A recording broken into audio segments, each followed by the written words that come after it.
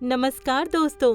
एक बार की बात है, गणेश भगवान का खीर खाने का मन हुआ तो उन्होंने मन में सोचा क्यों ना पृथ्वी पर चलकर खीर बनवाकर खाई जाए। तो उन्होंने एक छोटे से बालक का रूप बना लिया और एक हाथ में एक चम्मच दूध और दूसरे हाथ में कुछ दाने चावल के लेकर चल दिए और फिर गांव में सबसे पूछते जाते कि मेरे लिए खीर बना दो, खीर बना दो। लेकिन गांव में सभी लोग बाल हट समझकर उसको टाल देते। सभी बात को हंसी में उड़ा रहे थे कि भला एक चम्मच दूध और कुछ दाने चावल से खीर बनती है।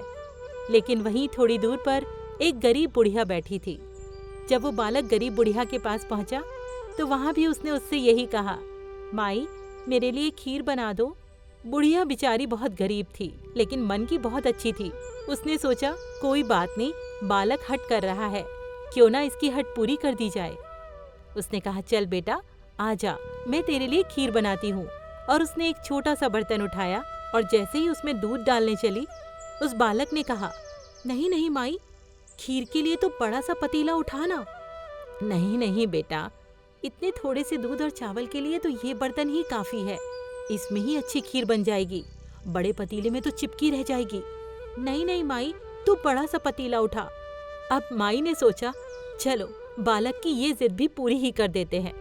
उसने बड़ा सा पतीला उठाया और उसमें वो दूध और चावल के दाने डालकर चूल्हे पर चढ़ा दिया। जैसे ही खीर में उबाल आने लगा, बालक ने माई से कहा, माई जा पूरे गांव में न्योता दिया कि आज तेरे घर में खीर का प्रसाद बना है, सब लोग सब परिवार जरूर खाने आए।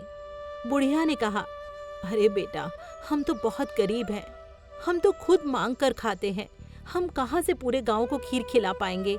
पर बालक ने जिद की, नहीं माई, तू पूरे गांव में न्योता तो देकर आ कि आज तेरे घर में खीर का प्रसाद बनाए। बुढ़िया ने मन में सोचा कि कहीं जग हंसाई ना हो जाए, पर उसे लगा, चलो जब बालक जिद कर ही रहा है तो ये भी करके देख लेते हैं।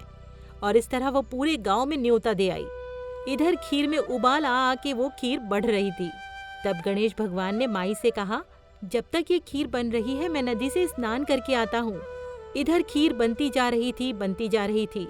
एक पतीला बना, एक पतीले से जब निकलने लगा तो बुढ़िया ने दूसरा पतीला उस पर चढ़ाया और तीसरा, चौथा, पांचवा, इस तरह से ढेर सारे पतीले भर के खीर बन गई। खीर की महक पूरी झोपड़ी में फैल गई। बुढ़िया माई की बहू से जब रहा न गया तो उसने एक कोने में गणेश भगवान का छींटा लगाया और एक कटोरी खीर निकालकर खा लिया। धीरे धीरे सारे गांव वाले भी आ गए, क्योंकि सबको उत्सुकता थी कि देखें आज ये बुढ़िया जो कि रोज मांग कर खाती थी, आज सबको कहाँ से खीर खिलाएगी।